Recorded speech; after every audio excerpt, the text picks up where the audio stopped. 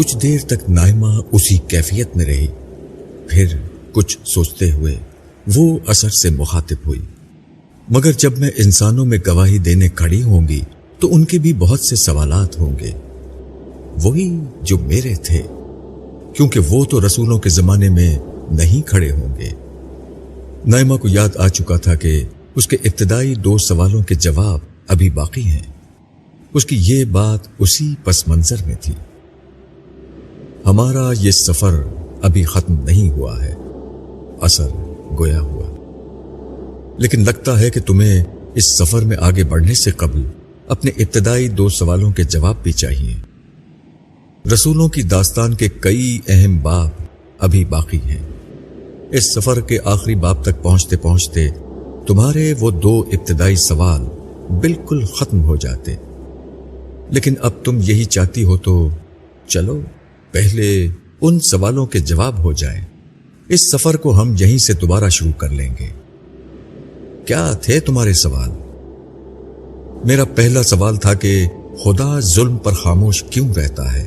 اس دنیا میں اللہ تعالیٰ نے ظلم اور ناانصافی کی اجازت کیوں دی ہے؟ ہم یہ کیوں نہ مان لیں کہ خدا موجود ہی نہیں؟ جو ہے وہ اندھے بہرے مادے کی کارستانی ہے، یا پھر ہمارے ذہن کے توہمات اور خیالات؟ اور دوسرا سوال یہ تھا، دوسرے کو رہنے دو، کیونکہ پہلے سوال کے جواب میں ہمیں واپس وقت میں پیچھے جانا ہوگا۔ مجھے تمہیں یہ سمجھانا ہوگا کہ عام انسانوں کے معاملے میں اللہ تعالیٰ بے شک مداخلت نہیں کرتے، مگر ایسا نہیں کہ ان کے علم میں کچھ نہیں ہوتا۔ مجھے اب یہ دکھانا ہوگا کہ ان کی حکمت اور قدرت دونوں ساتھ ساتھ چلتی ہیں۔ اور ہاں، اثر کو کچھ یاد آیا، تمہیں فرشتوں کو بھی دیکھنے کا شوق تھا۔ چلو ایک ایسی جگہ چلتے ہیں جہاں تمہارے سوال کا جواب بھی ہے اور فرشتوں کی کار فرمائی کو بھی تم اپنی آنکھوں سے دیکھ لو گی۔ یہ کہہ کر اثر نے نائمہ کا ہاتھ تھاما اور ان کا سفر ایک دفعہ پھر شروع ہو گیا۔ اس سفر کا اختتام پہاڑی سلسلے کی ایک چوٹی پر ہوا۔ یہ ایک انتہائی پرفضا مقام تھا۔ دور دور تک ایک سرسبز و شاداب میدانی علاقہ نظر آ رہا تھا، مگر کوئی انسانی بستی نظر نہیں آتی تھی۔ یہاں پہنچ کر اثر نائمہ سے مخاطب ہوا، ہم تمہارے باپ کے زمانے میں آ گئے ہیں۔ میرے والد شہزاد صاحب کے زمانے میں؟ نہیں، تمہارے والد آدم علیہ السلام کے زمانے میں۔ پھر اثر نے ایک طرف اشارہ کرتے ہوئے کہا، ذرا سامنے دیکھو۔ اس کے توجہ دلانے پر نائمہ نے اس سمت میں دیکھا۔ اثر کے ساتھ کی بنا پر اس کی نظروں میں ایسی صلاحیت آ چکی تھی کہ وہ بہت دور کے منظر کو بھی بآسانی اس طرح دیکھ رہی تھی جیسے وہیں موجود ہو۔ چند مرد اور عورتیں ایک ساتھ کھڑے ہوئے تھے۔ ان میں سے ایک نوجوان آگے بڑھا، اس کے پاس ایک فربا دمبا تھا۔ اس نے اسے زمین پر لٹا کر ذبح کیا اور اس کا گوشت کچھ دور بلندی پر جا کر رکھ دیا۔ ایک دوسرا شخص بھی آگے بڑھا اور اس نے گوشت سے کچھ فاصلے پر تھوڑا سا اناج رکھ دیا۔ اس کے بعد سب لوگ آسمان کی طرف دیکھنے لگے۔ یک بیک آسمان سے ایک آگ سی ظاہر ہوئی اور تیزی کے ساتھ زمین کی طرف آئی۔ وہ آگ ان لوگوں کی طرف ہی بڑھ رہی تھی۔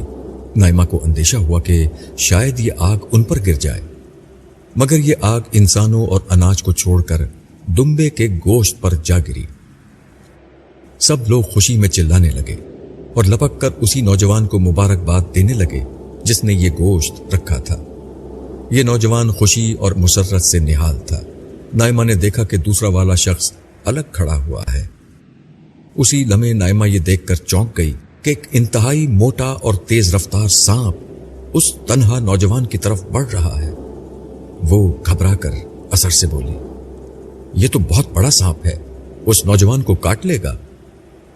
ہاں، یہ اسے کاٹ لے گا، اثر نے اطمینان سے جواب دیا۔ اسی اثنا میں سانپ نے نوجوان کو کاٹ کھایا۔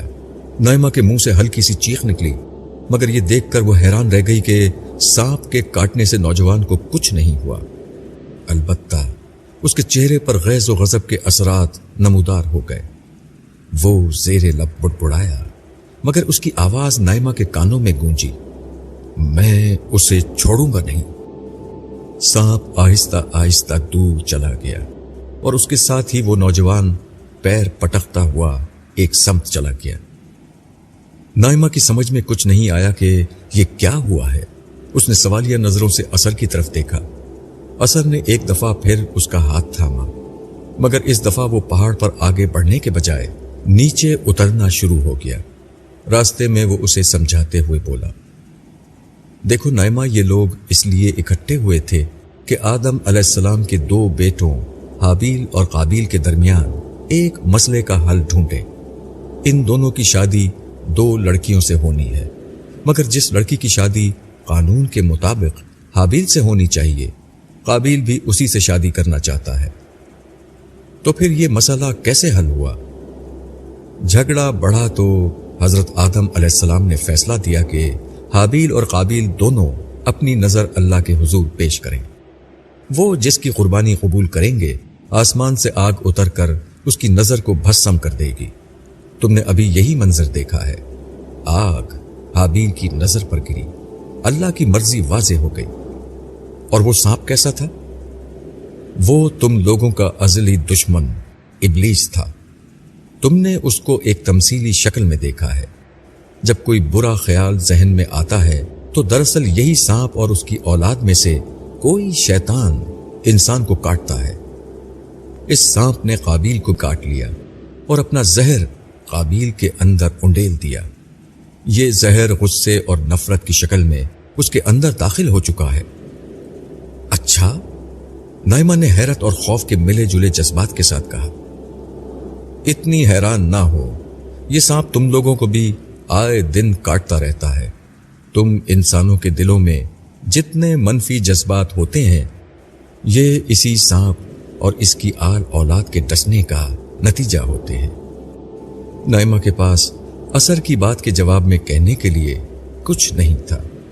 वो खामोशी से असर के साथ आगे बढ़ती रही। उनके चलते वक्त दिन और पहर कदरे हल्की रफ्तार से वैसे ही बदलते रहे। थोड़ी देर में वो नीचे उतर गए। असर ने कहा, आओ पहले काबील के घर चलते हैं। ये कहते हुए वो एक झोपड़ी की तरफ बढ़ा और नाइमा का हाथ थामे अंदर दाखिल हो गया।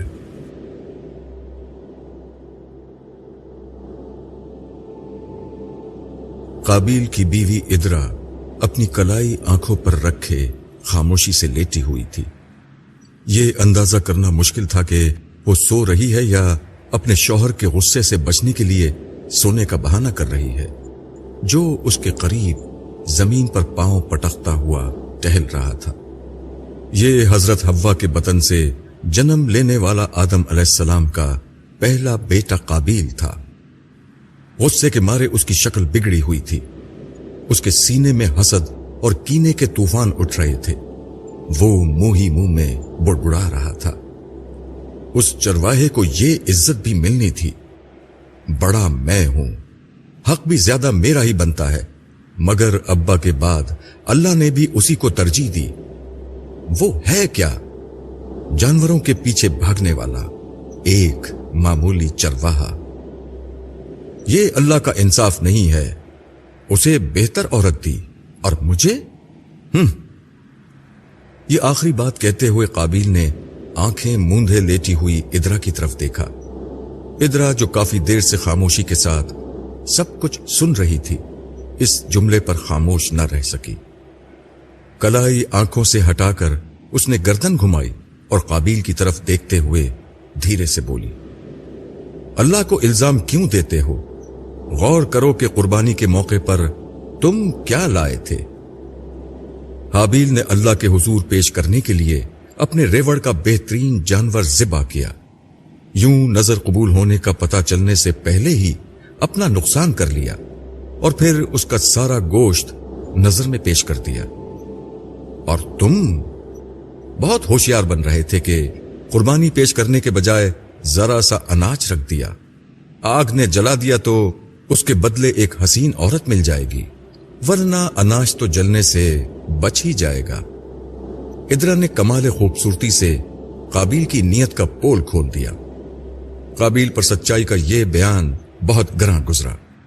وہ غصے سے چلایا، تو کیا سارا اناج لے جاتا؟ آگ نے آسمان سے اتر کر جلا ہی دینا تھا۔ سن رہی ہے اے احمق عورت؟ جو کچھ بھی میں لے کر جاتا، چاہے سارا اناج لے جاتا، آگ نے آسمان سے اتر کر اسے جلا ہی دینا تھا۔ یہی کہا تھا ابا نے، اور ہوا بھی یہی۔ پھر وہ دانت پیستا ہوا بولا، میں بڑا تھا، قربانی میری قبول ہونی چاہیے تھی، مگر آگ نے اس کے جانور کو جلا دیا۔ کاش یہ آگ جانور کے بجائے حابیل کو جلا دیتی تو ازدا میری ہوتی، مگر اب تو تمہارے جیسی بد شکل اور بھدی عورت میرا مقدر ہے۔ میں بد شکل ہوں نہ بھدی ہوں، بات صرف یہ ہے کہ تمہاری آنکھوں پر حسد کی پٹی بند چکی ہے۔ تم اپنے بھائی سے محبت کرنے کے بجائے اس سے جلتے ہو۔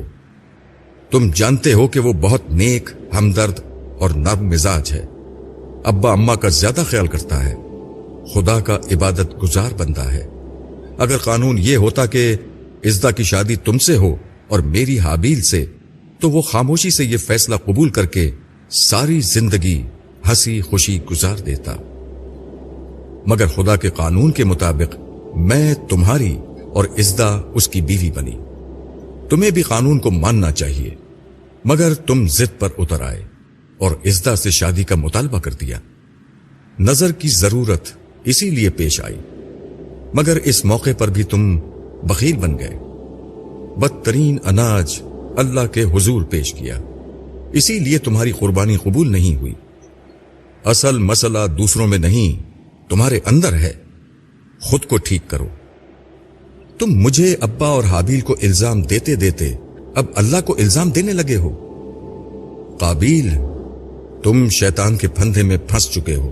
تم جانتے نہیں اس نے ابا اور اماں کے ساتھ کیا کیا تھا، کس طرح انہیں اللہ کی فرما برداری سے ہٹایا تھا۔ وہ تمہیں بھی خدا کا مجرم بنا کر دم لے گا۔ بند کرو یہ بکواس، قابیل غصے سے بے قابو ہو کر چلایا۔ اس پر واقعی شیطان سوار ہو چکا تھا، اس کی شکل بھی شیطان کی طرح مکروہ ہو رہی تھی۔ میں اب اس فساد کی جڑ کو ختم کر کے ہی دم لوں گا۔ آگ نے حابیل کو جلا کر نہیں مارا تو کیا ہوا، میں اسے مار ڈالوں گا، میں اسے زندہ نہیں چھوڑوں گا، میں اسے زندہ نہیں چھوڑوں گا۔ یہ کہہ کر قابیل نے کونے میں پڑا کلہاڑا اٹھایا اور اپنی بات دہراتا ہوا گھر سے باہر نکل گیا۔ ادرا خوف زدہ نظروں سے اسے دیکھتی رہی۔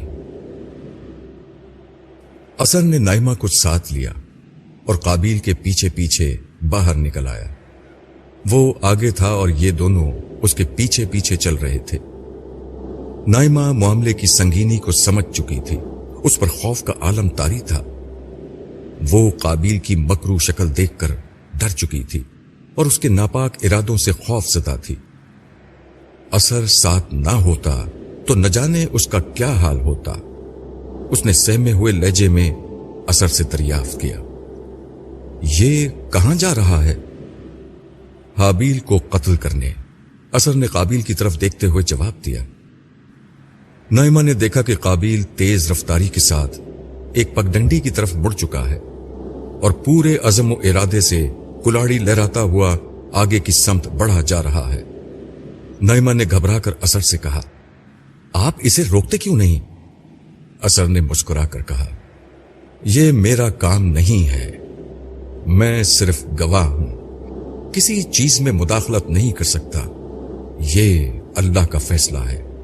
ہم اپنے مالک کے کسی حکم سے سرتابی کی مجال نہیں رکھتے، یہ کارنامہ صرف تم انسان ہی سر انجام دیتے ہو۔ نائمہ اتنی ڈری ہوئی تھی کہ وہ اثر کی آخری بات کی چبھن محسوس نہیں کر سکی۔ وہ دونوں قابیل کے پیچھے چلے جا رہے تھے، نائمہ ذرا پیچھے تھی اور اثر آگے۔ یہ دیکھ کر اثر نے ہاتھ پیچھے کر کے نائمہ کا ہاتھ اپنے ہاتھ میں لیا اور اسے اپنے برابر لے آیا۔ اثر نے جیسے ہی نائمہ کا ہاتھ تھاما، نائمہ کے 14 طبق روشن ہو گئے۔ وہ یہ دیکھ کر حیران رہ گئی کہ قابیل तन्हा पगडंडी पर नहीं चल रहा था, बल्कि उसके साथ वैसे ही दो हेवले चल रहे हैं जिस तरह उसने इब्तिदा में असर को देखा था। असर ने यही दिखाने के लिए नाइमा का हाथ थामा था। उसने खुद वजाहत करते हुए कहा, ये दो फरिश्ते हैं जो काबिल के साथ रहते हैं। काबिल जाहिर है इन्हें देख नहीं सकता। इस वक्त अल्लाह ताला की मंशा नहीं है कि हाबील को कत्ल किया जाए। वो काबिल को सोचने का एक मौका और देना चाहते हैं, इसलिए देखो अब क्या होगा। चलते चलते काबिल एक छोटी सी पहाड़ी के नीचे पहुंचा। नाइमा ने देखा कि उस जगह पहुंचते ही काबिल के साथ चलने वाले एक हेवले ने ऊपर की समत इशारा किया। इसके साथ ही पहाड़ी से एक पत्थर लुढ़का और काबिल पर आ गिरा।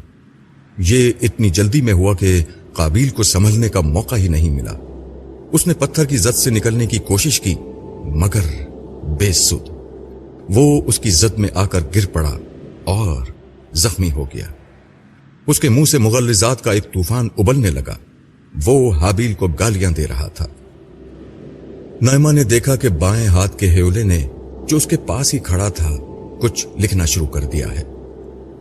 असर ने नाइमा को समझाते हुए कहा, तुमने देखा अल्लाह ताला की कुदरत में क्या कुछ है। अल्लाह ताला चाहे तो ये काबिल कभी अपने भाई को कत्ल नहीं कर सकता।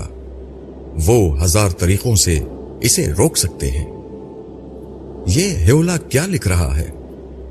ये हेवला बाएं हाथ का फरिश्ता था, जो उसकी जबान से निकला हुआ एक एक लफ्ज लिख रहा था। जो मंजर तुम देख रही हो, जो कुछ काबिल ने अपनी जबान से कहा है, वो सब महफूज किया जा रहा है। कल कयामत के दिन ये सब कुछ पेश कर दिया जाएगा। इसी दौरान में काबिल उठा और बमुश्किल तमाम खुद को संभालता हुआ वापस अपने घर की तरफ रवाना हो गया। असर ने कहा, ये बाज नहीं आएगा। आओ मैं तुम्हें दिखाऊं कि ये अपने भाई को कैसे मारेगा। ये कहकर असर नाइमा का हाथ थामे तेजी से आगे बढ़ने लगा। पहर और दिन उसके साथ साथ बदलने लगे। ये इस बात का इशारा था कि उनका सफर दरअसल वक्त में आगे की समत हो रहा है। आखिरकार वो एक और खूबसूरत जगह जा पहुंचे। नाइमा ने दूर से देख लिया, एक मर्द और औरत साथ साथ बैठे हुए हैं। असर ने तारुफ कराते हुए कहा, हम कई दिन बाद का मंजर देख रहे हैं। ये हाबील और उसकी बीवी है, और वो देखो दूर से काबिल आ रहा है। नाइमा ने देखा कि काफी दूर से काबिल आ रहा है, जबकि हाबील और उसकी बीवी इज़्दा काबिल की आमद से बेखबर थे। ठंडी हवा के झोंके उनके वजूद को नरमी से छूकर गुजर रहे थे। वो दोनों दरख्त के तने से टेक लगाए महव वो बेखुद बैठे थे। 4 सू फैले घास के मैदान में उनके जानवर चरते फिर रहे थे, मगर हाबील की तवज्जो अपने रेवड़ पर कम और इज़्दा की तरफ ज्यादा थी। वो महवियत के साथ इज़्दा को देख रहा था। बीच बीच में वो नजर उठाकर अपनी भेड़ बकरियों पर भी निगाह दौड़ा लेता। तुम मुझे देखना छोड़ो और अपने जानवरों की फिक्र करो, कहीं कोई भेड़िया उन्हें मार ना खाए। इज़्दा एक लम्हे को रुकी, मगर हाबील की महवियत में कोई फर्क ना आया। भेड़िए से ज्यादा मुझे काबिल का खौफ है। उसने कुर्बानी के बाद क्या कहा था कि वो तुम्हें मार डालेगा। ये बात कहते हुए इज़्दा की आंखों में अंदेशों के साए लहराने लगे। तुम फिक्र ना करो, काबिल मेरा भाई है। वो नाराज है, मगर थोड़े दिनों में ठीक हो जाएगा। नहीं, वो ठीक नहीं होगा। इद्रा मुझे बता रही थी कि उसके इरादे अच्छे नहीं। तुम अपनी हिफाजत का कोई बंदोबस्त करो हाबील। मैं क्या करूं? अगर वो मुझे मारने के मंसूबे बना रहा है, तो क्या मैं भी उसे मारने का मंसूबा बनाऊं? वो अगर मुझे मारेगा तो इस गुनाह का बोझ वो खुद उठाएगा। अपने गुनाह का बोझ और क़यामत तक कत्ल होने वाले हर इंसान के कत्ल का बार भी वही उठाएगा। ऐसा मत कहो, मुझे जुदाई से बहुत डर लगता है हाबिल। मैं तुम्हें बहुत चाहती हूं और हमेशा तुम्हारे साथ रहना चाहती हूं, मगर कुछ नहीं होगा। हाबिल ने उसके हाथ को अपने हाथ में लेते हुए कहा, हम हमेशा साथ रहेंगे, इस दुनिया में भी और हमेशा रहने वाली दुनिया में भी। वो दुनिया कब शुरू होगी? वो दुनिया मौत के बाद शुरू होगी। वादा करो तुम वहां भी मेरे साथ रहोगे। वादा, पक्का वादा। लेकिन ये बताओ कि इस दुनिया में जीने के लिए कुछ खाने को लाई हो? अरे हां, याद आया, अम्मा ने कहा था कि आज खाना वो देंगी। तुम यहीं बैठो, मैं अम्मा से खाना लेकर आती हूं। इज़्दा ये कहते हुए तेजी से खड़ी हुई। जल्दी से आ जाना, मैं तुम्हारा इंतजार कर रहा हूं। ये कहते हुए हाबिल उसे जाता हुआ देख रहा था। कुछ देर में वो उसकी निगाहों से ओझल हो गई। अब हाबिल के बैठे रहने का कोई जवाब न था। वो शादी से कबल दिन भर बकरियों के पीछे भागता, उनकी रखवाली करता था, मगर शादी के बाद जब इज़्दा उसके साथ होती तो वो सब भूल कर उसके साथ बैठ जाता। इज़्दा के जाते ही उसे अपने रेवड़ की फिक्र हुई। वो खड़ा ही हुआ था कि किसी ने जोर से उसे धक्का दिया। वो लड़खड़ा कर गिर पड़ा। हमलावर ने जोर से एक लात उसके पेट पर मारी। वो दर्द की शिद्दत से बिलबिला उठा। उसने चुंधियाई हुई आंखों से देखा। मारने वाला कोई और नहीं, उसका अपना भाई काबिल था। काबिल के हाथ में एक कुल्हाड़ा था। उसके मुंह से बे-इख्तियार निकला, भाई। जवाब मिला, भाई नहीं दुश्मन, दुश्मने जहां। मैं तुझे मारकर अपनी जिल्लत का बदला लूंगा। मुझे मारकर तुम बच नहीं सकोगे। मैं यहां से भाग जाऊंगा। क्या खुदा से भी भागकर कहीं जा सकते हो? मैं खुदा का नाम भी नहीं सुनना चाहता। उसने तुमको मुझ पर तरजीह दी। नहीं, ऐसा नहीं। तुमने अपने नफ्स, अपनी ख्वाहिश और शैतान को खुदा पर तरजीह दी है। अल्लाह से डरो और बाज आ जाओ, वगरना इस दुनिया में तुम भाग भी जाओ तब भी क़यामत के दिन अल्लाह की पकड़ से नहीं बच सकते। कोई क़यामत नहीं आएगी, कोई हिसाब नहीं होगा। जिंदगी इसी दुनिया की है और इसमें अब तुझे मेरे हाथों से कोई नहीं बचा सकता। ये कहते हुए काबिल ने पूरी कुव्वत से कुल्हाड़ा लहराया और अगले लम्हे जमीन हाबिल के खून से रंगीन होने लगी। काबिल भागता हुआ दूर चला गया। हाबिल की चीख बुलंद हुई तो दूर जाती इज़्दा लौटकर भागती हुई उसकी तरफ आई। उसे खून में लथपथ देखकर वो चीखें मार मार कर रोने लगी। वो रो रही थी और अल्लाह से इंसाफ की दुहाई दे रही थी। उसका मुंह आसमान की तरफ था, मगर वहां मुकम्मल खामोशी तारी थी। ये सारा वाकया नाइमा के सामने पेश आया। नाइमा जानती थी कि वो कुछ भी नहीं कर सकती। उसकी आंखों के सामने इंसानियत का पहला कत्ल हो चुका था। एक मासूम, बेगुनाह और नेक इंसान जालिमाना तरीके पर मार दिया गया था। वो उसे रोक नहीं सकी। जो रोक सकता था उसने भी नहीं रोका। इज़्दा की चीखों ने नाइमा को दहला कर रख दिया था। उसे अपनी बेबसी का शदीद एहसास हुआ। साथ ही उसमें जबरदस्त गुस्सा पैदा हुआ और उसने असर को झंझोड़ते हुए कहा, तुमने इसे क्यों नहीं रोका? अल्लाह ने इसे क्यों नहीं रोका? ये तो कोई इंसाफ नहीं हुआ। ये सर तर सर जुल्म है। नाइमा, जज्बाती मत बनो। तुम देख चुकी हो यहां हर तरफ फरिश्ते मौजूद हैं। वो जब चाहें अल्लाह के हुक्म पर कुछ भी होने से रोक सकते हैं, मगर वो मुदाखलत करते रहेंगे तो फिर इंसानों की आजादी खत्म हो जाएगी। फिर किसी मुजरिम को जुर्म की सजा मिलेगी ना, किसी को सब्र के बदले में जन्नत मिलेगी। अल्लाह की खामोशी का मतलब उसकी बेबसी और कमजोरी नहीं, ये इम्तिहान है। इसमें ऐसा ही होगा। मगर यहां और भी बहुत कुछ होता है, मगर वो तुम्हारी नजरों से ओझल रहता है। अब मैं तुम्हें वो दिखाता हूं। اثر نے نائمہ کے جواب کا انتظار کیے بغیر اس کا ہاتھ تھاما اور پھر آگے بڑھنے لگا۔ پہر اور ایام مناظر کے ساتھ تبدیل ہو رہے تھے۔ ایک جگہ پہنچ کر اثر رک گیا، وقت بھی ٹھہر گیا۔ نائمہ نے دیکھا کہ ایک بہت چھوٹی سی بستی تھی جس میں گنتی کے چند کچے گھر بنے تھے۔ ایک گھر میں اثر نائمہ کو لے کر داخل ہو گیا۔ یہاں ایک چارپائی پر ایک بہت بوڑھا شخص اپنی زندگی کی آخری سانسیں گن رہا تھا۔ ارد گرد چند لوگ کھڑے تھے۔ نائمہ نے اثر کی طرف دیکھا تو اس نے جواب دیا، یہ قابیل ہے۔ موت کے دروازے پر بے بسی سے پڑا قابیل، تم نے کہا تھا کہ یہاں انصاف نہیں ہوتا۔ یہ دیکھو، اللہ کا انصاف اب شروع ہو رہا ہے۔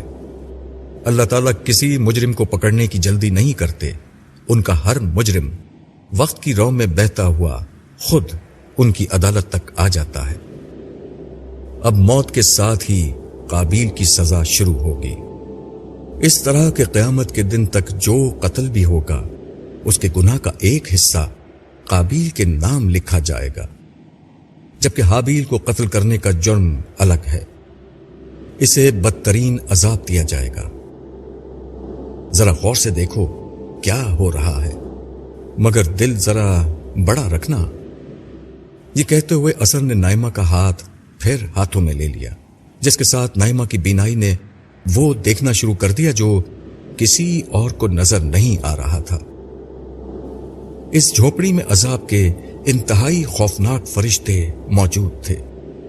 نائمہ نے اپنے خیالوں میں بھی اس طرح کی خوفناک مخلوق کا تصور نہیں کیا تھا۔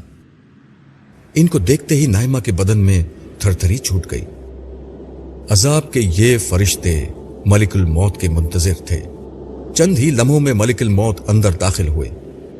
ان کے چہرے پر ایسی ہیبت اور غصہ تھا کہ نائمہ کی خراب حالت اور خراب ہو گئی۔ اس کا جسم ہولے ہولے لرزنے لگا۔ اثر نے اسے سہارا دیا اور باہر لے آیا۔